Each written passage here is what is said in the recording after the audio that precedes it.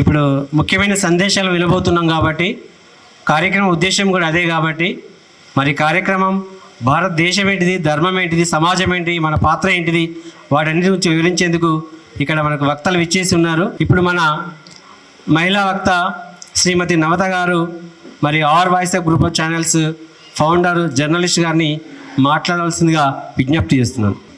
ఒకసారి గట్టిగా భారత్ మాతాకి, భారత్ మాతాకి, భారత్ మాతాకి, వందే మాతరం, వందే మాతరం, వందే మాతరం, జై శ్రీరామ్, జై శ్రీరామ్, జై శ్రీరామ్. ఈరోజు హిందూ సమ్మేళనానికి ఇక్కడికి నన్ను ఆహ్వానించడం, మీ అందరి మధ్యలో మాట్లాడే అవకాశం కల్పించినందుకు మనస్ఫూర్తిగా ధన్యవాదాలండి. ఇవి ఎవరు నిర్వహిస్తున్నారు, ఎందుకు నిర్వహిస్తున్నారు, హిందువులు సమ్మేళనాలు పెట్టుకోవాల్సిన అవసరం ఏంటి? ప్రతి వీధిలో హిందువులం ఉన్నాం, ప్రతి ఊర్లో హిందువులం ఉన్నాం, ప్రతి పట్టణంలో హిందువులం ఉన్నాం, భారతదేశంలో అత్యధిక జనాభానే హిందువులం ఉన్నాం. మరి హిందూ సమ్మేళనం అంటూ మళ్ళీ వీళ్ళని ఒక దగ్గర కలపడం ఎందుకు? ఈ ప్రశ్న ఎప్పుడైనా మీలో ఎవరికైనా వచ్చిందా? ఎందుకు? మనంతా హిందువులమే కదా, ఎందుకు మళ్ళీ మనల్ని పిలిచి ఇలాంటి సమావేశాలు పెడుతున్నారు, సభలు పెడుతున్నారు, అవసరం ఏముందని ఎప్పుడైనా ఎవరైనా ఆలోచించారా? ఇక్కడ కొంతమంది ఆలోచించారు. ఎందుకు అంటే ఒక ఆయన చెప్పిండట, ప్రపంచంలో ఏదైనా సాధ్యమైద్ది కానీ హిందువులందరినీ ఒక దగ్గర కూర్చోబెట్టడం సాధ్యం కాదు అని. ఎందుకు సాధ్యం కాదు? ప్రపంచంలో ఏది సాధించాలన్నా హిందువులతోనే సాధ్యమవుతుంది.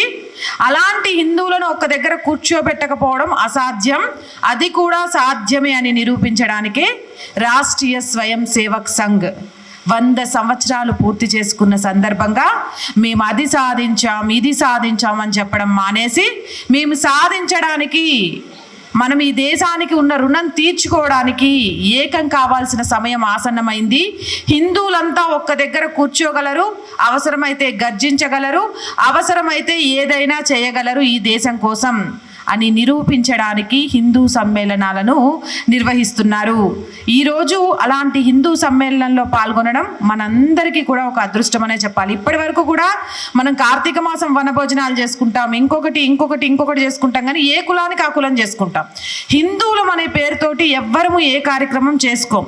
మొట్టమొదటి ఇనిషియేట్ ఈ కార్యక్రమం. నిజంగా ఇలాంటి ఒక ఆలోచన రావడం అనేది గొప్ప విషయం అని చెప్పాలి. మరి మొత్తానికి హిందూ సమ్మేళనాలు నిర్వహించుకుంటున్నాం. మరి ఏం చేయాలి? ఇక్కడికి వచ్చేసి కాసేపు మాట్లాడేసుకొని వాళ్ళు పెట్టే భోజనాలు తిని వెళ్ళిపోతే అయిపోతుందా? మరి ఏం చేయాలి? ఇక్కడికి వచ్చిన తర్వాత మనం కొత్తగా నేర్చుకోవాలి. ఇప్పటిదాకా సమాజంలో ఎందుకు హిందువులు విడిపోయి ఉన్నారు, ఎందుకు హిందువుల సంఘటితం కోసం ఒక సంస్థ పాటుపడుతోంది, ఎందుకు హిందువులను సంఘటితం చేయాలి అని ఇలాంటి సమావేశాలు నిర్వహిస్తున్నారు, మనలో లోపం ఎక్కడ ఉంది, ఆ లోపాన్ని ఎలా సరిదిద్దుకోవాలి, ఆ విధంగా ఆలోచన చేయాలి. అయితే ఇవన్నీ ఆలోచన చేసిన తర్వాత ప్రతి మనిషిలో పంచ పరివర్తన వస్తే ఆ సమాజం, ఆ దేశం విశ్వగురువుగా మారడాన్ని ఎవ్వరూ ఆపలేరు అని తెలుసుకున్న తర్వాత ఒక పంచ పరివర్తన అనే కార్యక్రమాన్ని ఏర్పాటు చేసి మాలాగా కొంతమందికి అది ఎలా మాట్లాడాలి, ఆ పంచ పరివర్తనలో ఉన్న అంశాలను ఏంటి అనేది చెప్పి మీరు వీధిలో ఈ విషయాన్ని చెప్పండి. మీరు చెప్పిన 100 మందిలో 10 మంది దీన్ని పాటించినా 2047 కల్లా మనం ఈ దేశాన్ని విశ్వగురువుగా మార్చొచ్చు. ఎందుకంటే ఇందాకే చెప్పాను నేను, ఏ మార్పైనా హిందువులతోనే సాధ్యమవుతుంది. ఈ దేశాన్ని మొఘలులు, బ్రిటిష్ వాళ్ళు, ఇంకొకళ్ళు దోచుకోవాలి అని ప్రయత్నం చేసి దండయాత్రలు చేసి చాలా దోచుకుపోయారు. ఎంత దోచుకుపోయినా కూడా భారతదేశం చింతించలేదు. అయినా కూడా నేను ఒక అమ్మ లాంటి దానిని, ఏ దేశంలో ఎవరికి బాధ వచ్చినా నేను ఆశ్రయం కల్పిస్తాను అన్నట్టు ఉంది. కారణం ఏంటంటే ఈ దేశం యొక్క గొప్పతనం, పుణ్యతనం ఏంటంటే ఇక్కడ హైందవ సంస్కృతి ఉంది. ఆ హైందవ సంస్కృతి మూలాలు ఈరోజు ఈ దేశాన్ని ప్రపంచ దేశాలకు పూజ గదిగా మార్చాయి. ప్రతి ఇంటికి గదులున్నట్టుగానే ప్రపంచాన్ని కూడా ఒక గదులుగా తీర్చుకుంటే పూజ గది నా భారతదేశమే, ఒక తల్లిగా పిలుచుకునేది నా భారతదేశాన్ని. ఆ రెండు గొప్పతనాలు నా దేశానికి మాత్రమే ఉన్నాయి. మరి మనం ఏం మార్పులు చేసుకోవాలి అనేది చెప్తా. నేను చెప్పే ముందు నేను చెప్పిన మార్పులన్నిటినీ ఈ రోజు నుంచి మీరు పాటించడానికి సిద్ధంగా ఉన్నారా లేదా? ఒక్కసారి గట్టిగా, సిద్ధంగా ఉన్నారా లేదా? గట్టిగా గట్టిగా గట్టిగా. ఎస్, ముఖ్యంగా అమ్మా మీరు చాలా సిద్ధంగా ఉండాలి. ఆడవాళ్ళు మాత్రమే ఈ సృష్టిని ముందుకు తీసుకెళ్లేది, సమాజంలో మార్పును తీసుకువచ్చేది. త్వరలోనే 33% రిజర్వేషన్ వస్తుంది. ఇంకా మనం ఏంటో చూపిద్దాం. సరే, పంచ పరివర్తనలో ముందు మనం మార్చుకోవాల్సింది పర్యావరణాన్ని పరిరక్షించుకోవడం. ఒకప్పుడు ఊర్లలో సాయంత్రం అయిందంటే బయట కూర్చుంటే చక్కటి చల్లటి గాలితోటి, చెట్ల గాలితోటి హాయిగా అందరం కూర్చొని ముచ్చట్లు పెట్టేటోళ్ళం. అవునా? నాకు నా చిన్నప్పుడు అదే గుర్తు. కానీ ఇప్పుడు ఏమైపోయింది? ఫ్యాన్ గాలి లేకుండా 5 నిమిషాలు బయట కూర్చోలేని పరిస్థితి వచ్చింది. కారణం ఏంటి? కాలుష్యం. మొత్తం భూమిని అంతా కూడా కాలుష్యం చేశాం. ప్రకృతి గొప్పతనాన్ని తెలుసుకోలేక ప్రకృతిని మన చేతులతో మనమే నాశనం చేసుకోవడం మొదలుపెట్టాం. ఇక చాలు, ఈరోజు మనకు ఫ్యాన్లు ఏసీలు ఉన్నా కూడా బ్రతకడం కష్టంగా ఉంది. మరి రేపు మన పిల్లల పరిస్థితి ఏంటి? ఆక్సిజన్ని కృత్రిమంగా ఇప్పుడు మనం కొనుక్కుంటున్నాం. రేపు మన పిల్లలకు దొరుకుతుందా? అసలు ఆరోగ్యమే ఇవ్వలేకపోతే మనం ఇంకా ఎంత సంపాదించిస్తే ఏం లాభం? మరి ఆరోగ్యం ఎలా వస్తుంది? ఈ ప్రకృతిని రక్షించుకోవడం వల్ల వస్తుంది. కాబట్టి ప్రకృతిలో ముందుగా చెట్లను పెంచుదాం, మొక్కలను ఒకరికొకరు కానుకగా ఇచ్చుకుందాం. ఆ మొక్కలు తీసుకెళ్ళి నాటిన తర్వాత మన పని అయిపోయిందని చేతులు దులుపుకోవడం కాకుండా ఆ మొక్కలు రేపటి మన తరానికి మహావృక్షాలుగా మారడానికి రోజు నీళ్లు పోసి వాటిని పెంచుదాం. ప్లాస్టిక్ని నివారిద్దాం. ఊర్లలో అయితే ఎక్కువ ఉంది ప్లాస్టిక్ వాడకం, సిటీ కంటే కూడా. ఎందుకు చెప్తున్నాను అని అంటే, ప్రతిదానికి కవర్లు పట్టుకొని పోవడం, కొట్లలోళ్ళు కవర్లు ఇవ్వడం. ఆ కవర్లు తీసుకొచ్చి మనం ఏమన్నా సరే ఒక కవర్ తీసుకొచ్చుకున్నాం కదా, మళ్ళీ బయటికి పోయేటప్పుడు గీ కవర్ పట్టుకపోతామా అంటే, ఉండనిరా గీ కవర్ గేసి ఎత్తన్న వేయడానికి ఉంటుంది, ఉండని ఇంకో కవర్ ఇస్తాడు కాడు, బట్కరా పోని ఇంకో కవర్ తెప్పిస్తున్నాం. దగ్గరుండి మనమే కవర్లు పోగు చేస్తున్నాం.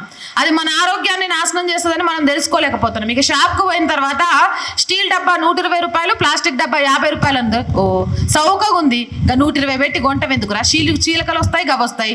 వాడిని అన్ని రోజులు వాడికి ప్లాస్టిక్ పడేయొచ్చు, పొరగాడికి కొత్త డబ్బా కొనియొచ్చు అని తీసుకొచ్చి ఆ ప్లాస్టిక్ డబ్బాలలో వండింది పెట్టి వాళ్ళకి బాక్సులు కట్టి పంపిస్తున్నాం. కానీ మీకు విషయం తెలుసా?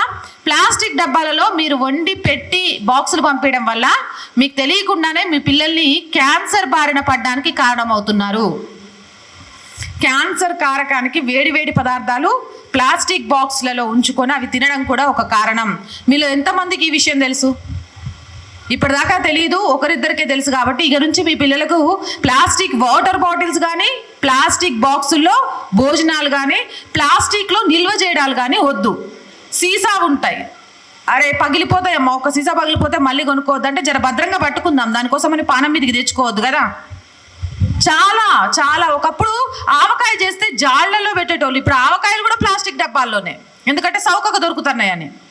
మనకు తెలవకుండానే మనం ఒక భూతాన్ని పెంచి పోషిస్తున్నాం. ఆ భూతానికి కట్టడి చేద్దాం. ఇక మూడవది నీరు. మనకిప్పుడు నీళ్ళ అవస్థ చాలా తక్కువ తెలుస్తోంది. మాకు పట్టణాల్లో ఉండే వాళ్ళకైతే చాలా క్లియర్గా తెలుసు. వాటర్ ట్యాంకులు రాకుంటే, నీళ్లు లేకుండా 1-2 రోజులు అవస్థ పడే రోజులు. అలా ఇంత కష్టం వచ్చినా కూడా మనం నీళ్లను వృధా చేయడం మానం. నేను నిన్న ఒక ఊరికి వెళ్ళాను, వీధి పంపు ఉంది. ఆ వీధి పంపుకు ట్యాప్ లేదు. పట్టుకున్న తర్వాత దాన్ని క్లాత్తోనో ఏదో ఒక రకంగా క్లోజ్ చేయొచ్చు, కానీ అదేం లేదు. ఎవరికి కావాల్సిన నీళ్లు వాళ్ళు తీసుకెళ్ళిపోయారు. ఆ నీళ్లు రోడ్డు మీదకి వేస్ట్గా పోతూనే ఉన్నాయి. అక్కడ ఒక అన్న నీళ్లు పోతున్నాయి అని అంటే, ఏం చేయడానికి లేదమ్మా, అట్లే పోతాయి. అంటే నీరు విలువ మనకు తెలియట్లేదు. ఇప్పటికే చెరువులు, కాలువలు సమ్మర్ రాకముందే ఎండిపోతున్నాయి. రేపు ఈ నీళ్ళ కరువు వస్తే తాగకుండా బ్రతకగలుగుతావా? తినకుండానైనా 24 గంటలు బ్రతకొచ్చు, కానీ మంచినీళ్ళు తాగకుండా గంట కూడా బ్రతకలేం మనం. అవునా కాదా? రేపు మన పిల్లలకి ఒకప్పుడు ఎవరైనా ఇంటి ముందుకు వస్తే, లేకపోతే ఏ షాప్ దుకాణం ముందు అవుతా అన్న కొన్ని మంచినీళ్ళు ఇవ్వ అంటే ఇచ్చేటోళ్ళు. ఇప్పుడు 20 రూపాయలు బాటిల్ ఇస్తా అంటారు. నీళ్లు కొనుక్కునే పరిస్థితికి వచ్చాము.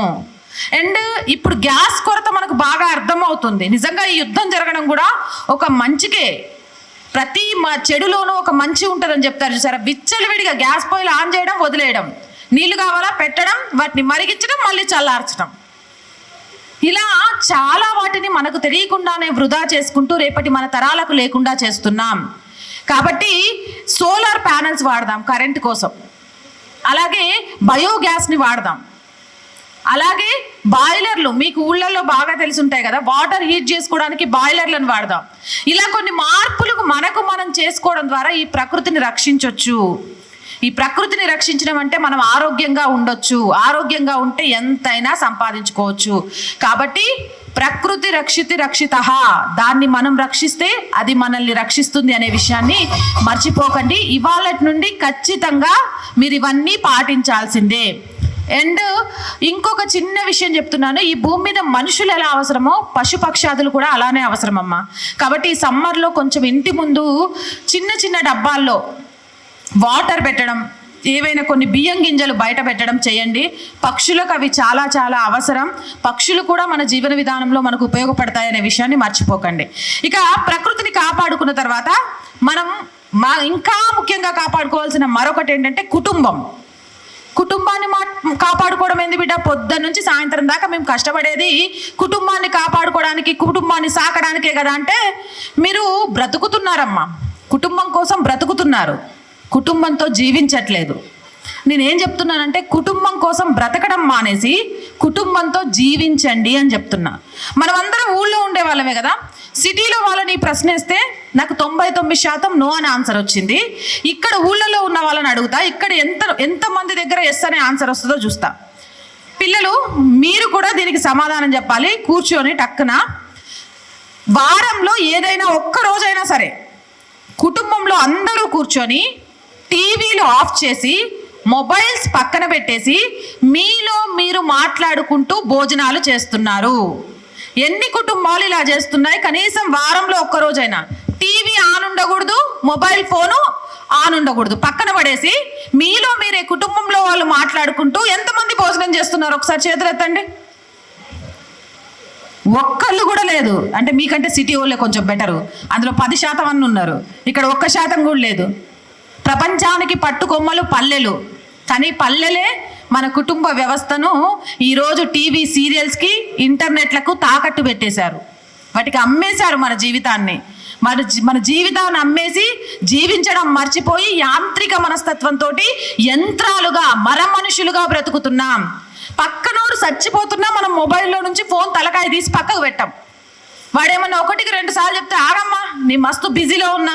ఇక సాయంత్రం 6:30 దాటిందంటే ఆడోళ్ళను టీవీ సీరియల్స్ నుంచి కదిలించడం ఎవ్వరి తరం కాదు. ఎముడు వచ్చినా సరే ఆకు, ఈరోజు ఆమెకి ఏమైద్దో చూసినాక నువ్వు నన్ను తీసుకుపోదు కానీ ఎముడిని కూడా కూసోబెడతారు.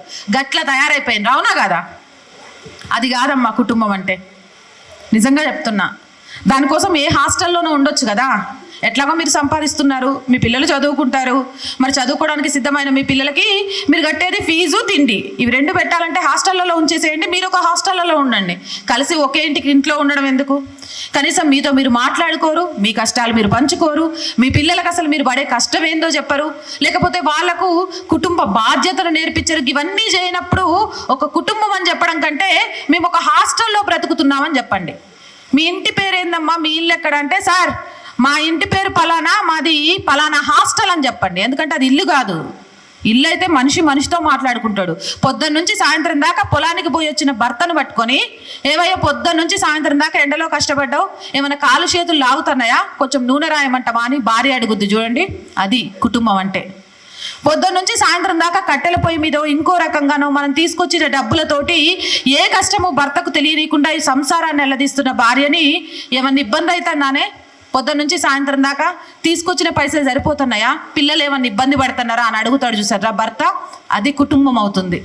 నానా మీ అయ్య పొద్దున్న నుంచి సాయంత్రం దాకా కష్టపడుతుంటే నెల మొత్తం మన సంపాదన ఇది, నువ్వు విచ్చలవిడిగా ఖర్చు పెట్టేస్తే రేపటి నీ భవిష్యత్తు ఏంటి అని కొడుకు కూతురికి ఒక ఆర్థిక క్రమశిక్షణతో పెంచుతారు చూడండి, అది కుటుంబం అంటే. కాబట్టి అలాంటి కుటుంబంలో బ్రతకడానికి ట్రై చేయండి. రోజు కాకపోయినా మీకోసం మీరు వారంలో ఒక్కసారైనా సరే అందరూ కలిసి మీ మొబైల్ ఫోన్లను ఆఫ్ చేసేసి, మీ టీవీలను ఆఫ్ చేసేసి కూర్చొని భోజనం చేయండి. భోజనం చేసేటప్పుడు మీతో మీరు మాట్లాడుకోండి, మీ పిల్లలతో మాట్లాడుకోండి. ఇక్కడున్న తల్లిదండ్రులకు మీ పిల్లలలో ఎంతమందికి సోషల్ మీడియా అకౌంట్లు ఉన్నాయనేది తెలుసు, ఎందులో అకౌంట్లు ఉన్నాయో మీకు తెలుసా? చూసారా మీ పిల్లల మీద మీ బాధ్యత, మీ పిల్లల మీద మీకు ఎంత బాధ్యత ఉందంటే వాళ్ళు కనీసం సోషల్ మీడియా అకౌంట్స్లో ఉన్నారా, ఎవరిని ఫాలో అవుతున్నారు, ఎవరితో స్నేహం చేస్తున్నారు, ఎవరితో మాట్లాడుతున్నారు అనేది కూడా తెలుసుకోలేని స్థితిలో, అవసరం లేని పరిస్థితిలో మీరు బ్రతుకుతున్నారు. మీరు మీ పిల్లల్ని ఇంటర్నెట్లలో వదిలేస్తే ఇంకొకడు ఇంటర్నెట్లలో ఆ పిల్లల్ని పట్టుకొని 15-16 సంవత్సరాలకి ఆ పిల్లల జీవితాన్ని నాశనం చేస్తున్నారు. అప్పుడు గుండెలు బాదుకొని లబో దిబో అని మొత్తుకుంటే ఏం లాభం? మొదటి నుంచి పిల్లల్ని చూసుకోకుండా, వాళ్ళు ఏం చేస్తున్నారు గమనించకుండా, వాళ్ళు ఎవరితో మాట్లాడుతున్నారో అర్థం చేసుకోకుండా, అసలు మన సంస్కృతి ఏంటి, మన సాంప్రదాయం ఏంటి అనేది నేర్పించడం మనమే వదిలేసి పిల్లలకి తప్పు చేసింది పిల్లలు అంటూ వాళ్ళను బ్లేమ్ చేయడం కరెక్టేనా? వాళ్ళని బ్లేమ్ చేయడం అది మన తప్పు, మన నిర్లక్ష్యం. మనం మన పిల్లల్ని పట్టించుకోవట్లేదు, వాళ్ళు ఏం చేస్తున్నారో గమనించట్లేదు. వాడు పాకెట్ మనీ అడిగితే 100 అడిగాడా 200 అడిగాడా ఇచ్చేసాం. ఫోన్ అడిగిందా ఫోన్ ఇచ్చేసాం. అరే మనం ఇక్కడే కూర్చున్నాం, నేను నా మొగుడుతో మాట్లాడాలంటేనే పిల్లలు లేకుండా దూరం పోయి మాట్లాడను. అటువంటిది దీనికి 15 సంవత్సరాలు లేదు, ఫ్రెండ్తో మాట్లాడాలని బయటికి ఎక్కడికో పోయి మాట్లాడుతుంది ఫోను. ఏంది కారణం అని ఎప్పుడైనా ఎవరైనా ఆలోచిస్తున్నారా? కానీ తప్పు జరిగిపోయిన తర్వాత ఆ తప్పుకు మొత్తం పిల్లలు కారణమైనట్టు పిల్లల్ని దూషిస్తున్నాం. ఈ నెల నా కోసం మీరు అందరూ ఒక పని చేస్తారా? మీకు కంపల్సరీ అమ్మాయి అబ్బాయి లేదా 2 అమ్మాయిలు 2 అబ్బాయిలు ఉంటారు కదా. ఈ నెల మీరు ఎంత సంపాదిస్తారో, మే వాళ్ళకు సెలవులు కాబట్టి మే 1వ తారీఖు మీకు జీతం రాగానే అది 10,000 రానివ్వండి, 25,000 రానివ్వండి, 5,000 రానివ్వండి, మీ పిల్లలకు ఇవ్వండి. ఇంటి కిరాయి దగ్గర నుంచి, కిరాణం దగ్గర నుంచి, కూరగాయల దగ్గర నుంచి, పాల దగ్గర నుంచి, నిత్యావసర సరుకుల దగ్గర నుంచి ఆ జీతంతో ఆ నెల మొత్తం వాళ్ళని ఇళ్ళ తీయమని చెప్పండి. అండ్ మీరు రెస్ట్ తీసుకోండి. ఆడపిల్లతోటి ఇంట్లో పనంతా ఆమె ఎలా చేసినా తినండి వంట. మగపిల్లలుంటే మగపిల్లలతో కూడా వంట చేయించండి, ఆడపిల్లలు ఒక్కలే కాదు. అంటే ఆ 2 పిల్లలే, మీ ఇంట్లో ఉన్న 2, 3, 4 ఆ నెల రోజు కుటుంబాన్ని ఆ పిల్లలే పోషించాలి, బాధ్యతాయుతంగా నడిపించాలి. చేస్తారా ఈ పని? ఎంతమంది సిద్ధంగా ఉన్నారు చేయించడానికి? సిద్ధంగా లేం మనం. మీరే చేస్తున్నారు. ఇప్పుడు ఈ నెల వదిలేయండి, మీరు చేయకుండా మీ పిల్లలకు అప్పచెప్పండి, చెయ్యమని చెప్పండి. కష్టం నేర్పించకుంటే పిల్లల్ని ఎలా పెంచుతారమ్మా? మీ అమ్మ మిమ్మల్ని చిన్నప్పుడు కష్టపెట్టలేదా? మీకు బాసాలు తోవడం నేర్పలేదా? మీకు ఇల్లు ఎలకడం నేర్పలేదా? ఇల్లు ఉడవడం నేర్పలేదా? మరి మీ పిల్లలకు మీరు నేర్పడానికి ఏంటి బాధ? మీరే ఇలా ఉన్నారు అని అంటే ఒకానొక విధంగా చూస్తే చాలా విధంగా సిటీలో పిల్లలు ఇవన్నీ నేర్చుకుంటున్నారు. ఎందుకంటే పిల్లలకు ఆర్థిక క్రమశిక్షణ తెలియాలి, తండ్రి పడే కష్టం తెలియాలి, తల్లికి ఉండే బాధ్యత తెలియాలి. అలా తెలిసిన పిల్లలు తల్లిదండ్రులను వృద్ధాశ్రమాలకు పంపించరు, లేదా వయసు అయిపోయాక ఒంటరిగా వదిలేయరు. ఈరోజు మీరు టీవీలకు అంకితమై వాళ్ళను మొబైల్లకు వదిలేస్తున్నారు కాబట్టి రేపు వాళ్ళు డబ్బు సంపాదించడానికి అంకితమైపోయి మిమ్మల్ని తీసుకెళ్లి వృద్ధాశ్రమాలకు అంకితం చేస్తున్నారు. కాబట్టి మీ ఆలోచన ధోరణులు మార్చుకోండి. ఒక కుటుంబంతో జీవించడం నేర్చుకోండి, బ్రతకడం వదిలేసి. బ్రతకడమే అనమైన బ్రతుకుతాం, కుక్కలైనా బ్రతుకుతాయి, పందులైనా బ్రతుకుతాయి, అవి పిల్లల్ని కంటాయి, అవి పెంచుతాయి, అవేం వదిలేయవు. అవి కూడా, కుక్క కూడా చూడండి ఊళ్ళలో పిల్లల్ని కన్న తర్వాత వాటంతట అవి ఏవో ఒకటి తినడం అలవాటు చేసుకునే దాకా వచ్చి ఏడ తిరిగినా పాలిచ్చి పెంచుతుంది. మరి అది పెంచుతుంది, మనం పెంచుతున్నాం. వాటికి మనకి తేడా ఏంది? మనం జ్ఞానవంతులుగా సంస్కారవంతులుగా పెంచుదాం. పెంచకపోతే వాటికి మనకు తేడా ఏమీ ఉండదు. ఇక 3వది సామాజిక సమరసత. అసమానతలు లేని ఒక సమాజం. నేను మనస్ఫూర్తిగా చెప్తున్నా, అసమానతలు లేని సమాజంలో నేను బ్రతుకుతున్నా అనుకునే వాళ్ళు చేతులెత్తండి.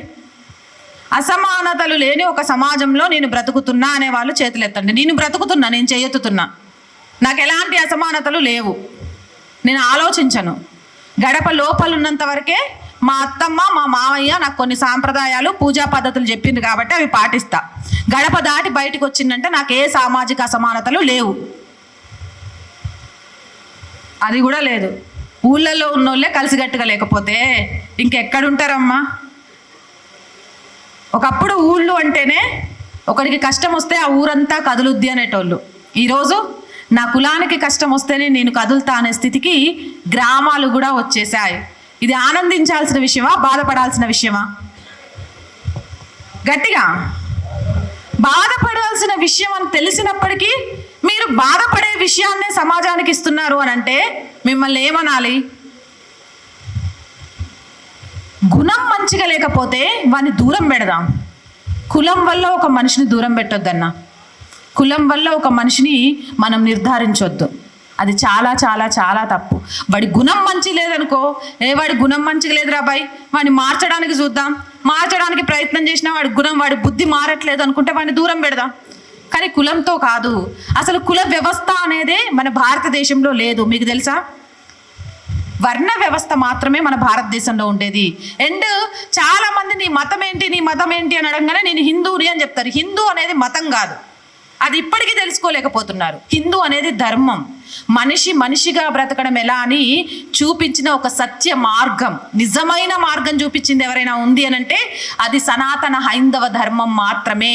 అలాంటి సనాతన హైందవ ధర్మంలో ఉన్న ఈ అసమానతలను అడ్డం పెట్టుకొని మన కళ్ళ ముందే మన గ్రామంలో మన చుట్టుపక్కల వాళ్ళని మతాలు మారుస్తున్నా కూడా మనం నిమ్మకు నీరెత్తినట్టు వ్యవహరిస్తున్నాం. ఇది ఎంతవరకు సమంజసం? మనం మారకుంటే ఏమైద్ది బిడ్డ?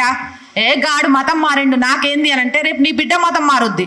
నీ బిడ్డ మతం మారినాక పిండాలు పెట్టే సంస్కృతి మన భారతదేశంలో హైందవ ధర్మంలో మాత్రమే ఉంది. భారతదేశంలో ఏంది, ప్రపంచంలోనైనా సరే స్వర్గానికి వెళ్ళి లేకపోతే మోక్షాన్ని పొందాలి, సంవత్సరంలో ఒకసారైనా పిండం పెడితేనే ఆ సంవత్సరం మొత్తం ఆత్మకు భోజనం లభిస్తుంది, ఇలాంటి సెంటిమెంట్లు అన్నీ మన హైందవ ధర్మంలోనే ఉన్నాయి. రేపు మీరు ఈ అసమానతలను చూసుకుంటూ పట్టించుకోకుండా వదిలేస్తే పక్కింటికి వచ్చిన ప్రమాదం ఏదో ఒక రోజు మీ ఇంటికి వస్తుంది. మీ ఇంటికి వచ్చిన తర్వాత మీ వాళ్ళు కూడా మతం మారుతారు. మతం మారినాక కనీసం మీకు పిండం పెట్టడానికి కూడా ఉండరు. అప్పుడు బాధపడేది మీ ఆత్మ వాళ్ళ, మీ కులపోళ్ళ లేకపోతే మీ ఇంటోళ్ళ కదా. నీ ఇల్లు బాగుండాలి అని అంటే సమాజంలో అందరినీ కలుపుకొని వెళ్ళాలి.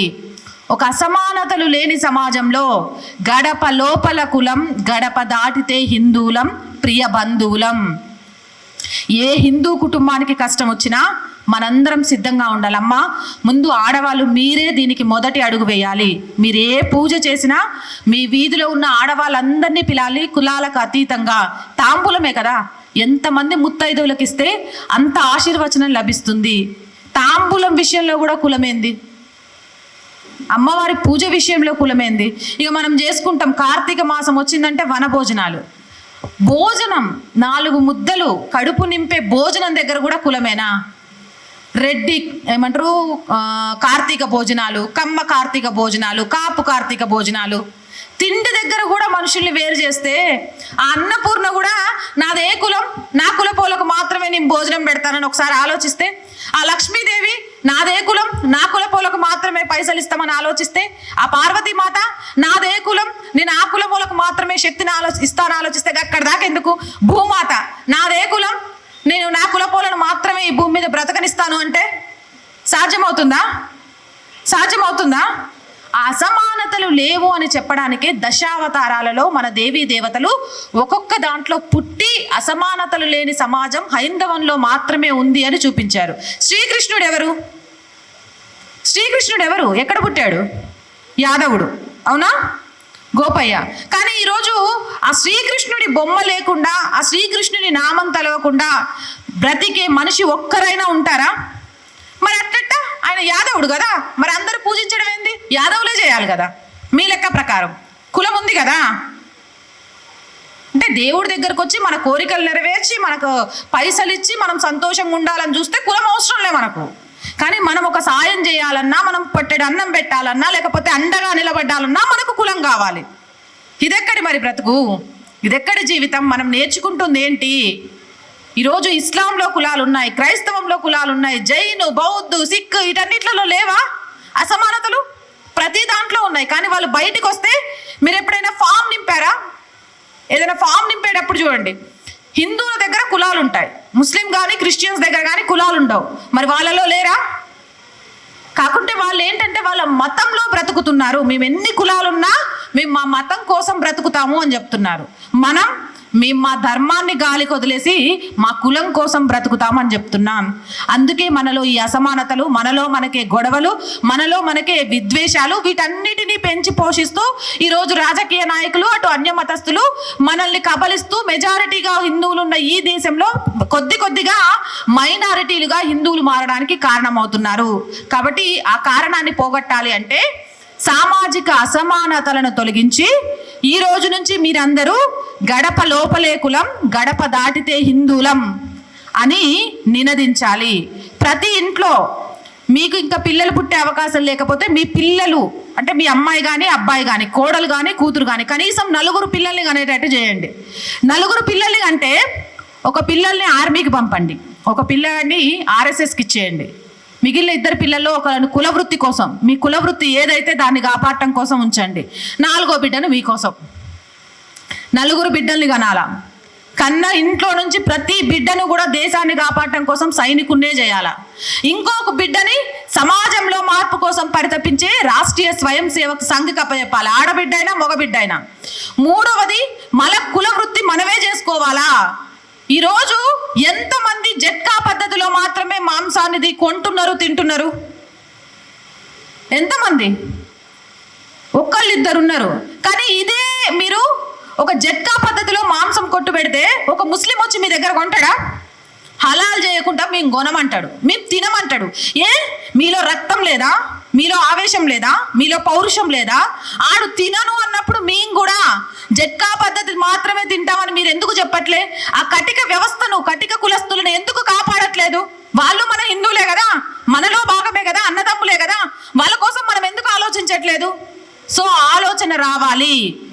మన కుల వ్యవస్థలను మనమే కాపాడుకోవాలి. మన ఇంటి నుంచే మన కుల వ్యవస్థను కాపాడడానికి ఒక బిడ్డని ఇవ్వాలి. అలా ఇవ్వడానికి మనం సిద్ధంగా ఉండి ఒక హైందవ సమాజాన్ని నిర్మించాలి. ఇక 4వది స్వదేశీ, స్వభాష, స్వభూష. అంటే ఊళ్ళల్లో కూడా వచ్చేసినాయమ్మా పిజ్జాలు, బర్గర్లు, మ్యాగీలు, నూడిల్స్, పాస్తాలు. మన ఉప్మా పెసరట్టు పోయింది, మన ఉల్లిపాయ దోశ పోయింది, మన ఇడ్లీ కొబ్బరి చట్నీ పోయింది. అంటే మన రుచులను మనం వదిలేసి పరాయి దేశపు రుచుల కోసం పరిగెడుతున్నాం. కానీ అవి ఇక్కడ వాతావరణానికి సెట్ అవుతాయా? పోనీ మనం అవి తినడం వల్ల ఇక్కడ రైతన్నకు మనం ఏమైనా ఉపయోగం చేసిన వాళ్ళం అవుతామా? కాదు కదా. మరి ఎందుకు ఆ పరిగెత్తడం? కాబట్టి మన దగ్గర పండే పంటలు, మన దగ్గర సీజన్గా వచ్చే పండ్లని, సీజన్గా వచ్చే కూరగాయల్ని, అలాగే మన ఆహారాన్నే మనం తీసుకుందాం. అందులోనే వెరైటీలుగా మన పిల్లలకు చేసి పెట్టి ఆ ఆహారాన్నే అలవాటు చేద్దాం. అలాగే మన వీధి వ్యాపారులని ఆన్లైన్ ఆర్డర్లో లేకపోతే ఎక్కడెక్కడో మాల్స్కి వెళ్ళి కొనడము, సూపర్ మార్కెట్లని ఇప్పుడు వస్తున్నాయి, డిమార్ట్ అనో ఇంకొకటనో అవి కాదు. మన వీధి వ్యాపారస్తులతో వ్యాపారం చేద్దాం. మన వీధి చివర సందు చివర ఉండే కిరాణం కొట్టు అన్నతో వ్యాపారం చేద్దాం. మన ఇంటి ముందుకు కూరగాయలు అమ్మడానికి వచ్చే అన్నతోటి వ్యాపారం చేద్దాం. మన వీధి చివరలో బట్టల దుకాణం పెట్టిన అన్న దగ్గరే చీర కొందాం. నేను నిజంగా చెప్తున్నా, నీ ఇంట్లో ఒక పెళ్లి జరుగుతుంటే నీ దగ్గర ఒక 10,000 ఉన్నాయనుకో, నీ వీధి చివర ఉన్న బట్టల కొట్టు అన్న దగ్గరికి పోయి, అన్నా నా బిడ్డ పెళ్లి పెట్టుకున్నా, ఈ 10,000 తీసుకోవే, పెళ్లికి బట్టలన్నీ ఇంకేమైనా ఎక్కువ తక్కువ అయితే పెళ్ళైనాక చూద్దామంటే ఇస్తాడా లేదా? ఇస్తాడు కదా. మరి మీరు వెళ్ళే మాల్కి వెళ్ళి బట్టలు కొంటారు కదా, ఇదే మాట వాడిని అడిగితే వాడు అప్పిస్తాడా? ఇస్తాడా? మరి అలాంటి మాల్ మంచిదా, లేకపోతే వీధి చివరున్న మన బట్టలు కొట్టన్నా మంచోడా? మనకు తెలుసు మన బట్టలు కొట్టన్నా మంచోడు ఎప్పుడు గుర్తొస్తాడు తెలుసా? మన దగ్గర పైసలు లేనప్పుడే అన్న గుర్తొస్తాడు. పైసలు ఉంటే మాళ్ళు గుర్తొస్తాయి. మానేయండి ఆ సంస్కృతిని. మన చుట్టూ ఉన్న వాళ్ళను మనం అభివృద్ధి చేసుకుంటూ వెళ్దాం. స్వభాష. ఊళ్ళలో కూడా ఎట్లా తయారైపోయిందంటే, ఆంటీ మా అమ్మ పిలుస్తోంది. ఆంటీ ఏంటి? ఎవరా ఆంటీ? అంకుల్ ఎప్పుడు కలుస్తావు? పిల్ల ఎవరిని పక్కన నడిచేటోడు అంటే మా కజిన్ అంటే మీ అందరికీ తెలుసో లేదో, మీరు చాలా నవ్వుకుంటున్నారు. కానీ ఆడపిల్లలు కజిన్ అని పిలిచిన వల్ల, కజిన్ అనే పిలువబడే అబ్బాయిలే అత్యధిక అత్యాచారాలను ఆడపిల్లల మీద చేశారు. ఏ ఆడపిల్లలైతే కజిన్ అంటే అన్న అని ఊహించుకొని పిలిచారో అలాంటి ఆడపిల్లల మీదే అత్యధిక అత్యాచారాలు జరిగాయి. ఎందుకు జరిగాయో తెలుసా? నీ కూతురు వాడు కజిన్ అంటే అన్న అనుకుంది, వాడేమో బావ అనుకున్నాడు. బావ అన్న అన్న అన్న ఒకటే పదం కజిన్, మామ అన్న బాబాయ్ అన్న ఒకటే పదం అంకుల్, పిన్ని అన్న అత్తమ్మ అన్న ఒకటే పదం ఆంటీ, గ్రాండ్ పా అంటే అటు తాతయ్య అయినా ఇటు తాతయ్య అయినా గ్రాండ్ పా, గ్రాండ్ మదర్ అంటే అమ్మమ్మ అయినా నాయనమ్మ అయినా గ్రాండ్ మదర్. ఎందుకు ఇవి? మనం ప్రపంచంతో పరిగెత్తడానికి మనకి ఇంగ్లీష్ కావాలి, వద్దు అని చెప్పట్లే. కానీ మన మాతృభాషను మర్చిపోకూడదు. మనం పుట్టి పెరిగిన మాండలికాన్ని మర్చిపోకూడదు. కనీసం ఇంట్లోనైనా పిల్లలతోటి మన మాతృభాషలో మాట్లాడదాం. అది తెలుగు అయితే తెలుగు, లేకపోతే తమిళ్ అయితే తమిళ్, కన్నడ అయితే కన్నడ, మలయాళం అయితే మలయాళం. దేశ భాషలందు తెలుగు లెస్స. ఎంత బాగుంటుంది తెలుసా తెలుగు భాషలో. అమ్మ, నాన్న, పిన్ని, బాబాయ్, అన్నయ్య, బావ, అత్తమ్మ, మామయ్య అని పిలుస్తుంటే దీన్ని వదిలేసి ఆడెవడో అంటించిన రోగాన్ని మనం అంటించుకొని అది చాలా గొప్పగా ఫీల్ అవుతున్నాం. ఈ రోజు నుంచి దాన్ని వదిలేద్దాం. స్వభాష, స్వభూషణ్.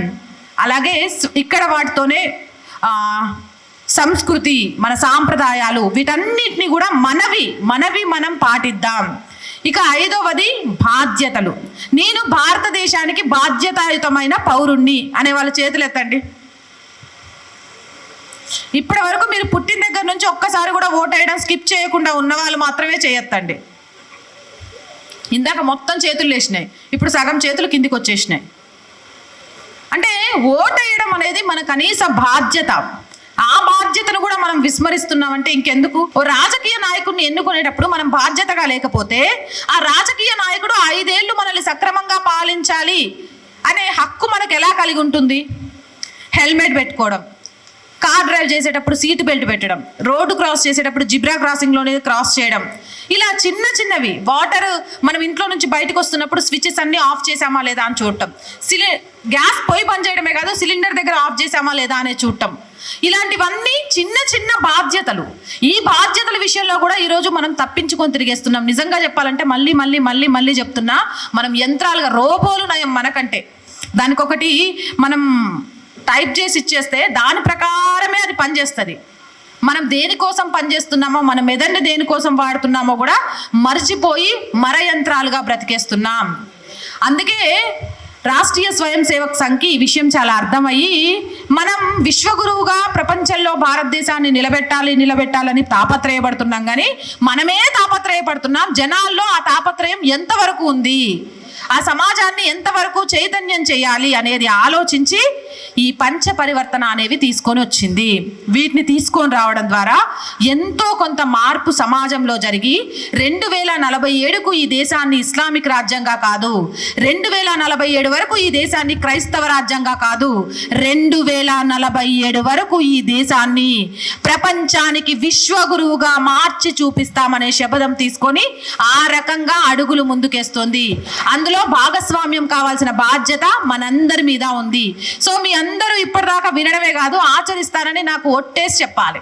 అందరూ ప్రమాణం చేయండి. పర్యావరణాన్ని పరిరక్షిస్తాం.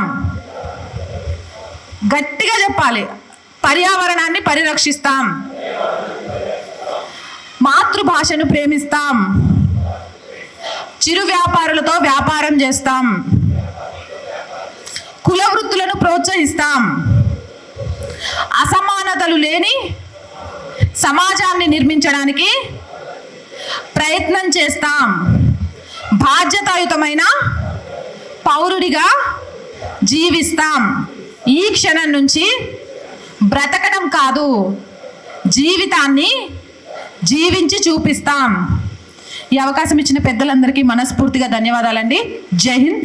భారత్ మాతాకి, భారత్ మాతాకి, భారత్ మాతాకి. వందే మాతరం, వందే మాతరం, వందే మాతరం. జై శ్రీరామ్, జై శ్రీరామ్, జై శ్రీరామ్. థ్యాంక్ యూ అండి. పంచ పరివర్తన అనే సూత్రాలను మనకు చక్కగా వివరించి 2047 వరకు మరి హిందుత్వాన్ని ఒక ఐక్య దిశగా తీసుకెళ్లేటువంటి స్ఫూర్తిని కలిగించినటువంటి మహిళా వక్త నవత మేడం గారికి వేదిక తరపున, హిందూ సమ్మేళన సమితి ధర్మేట మండలం తరపున గట్టిగా ఒకసారి కరతలు తలుతుంది చెప్పలేదు. Thank you madam.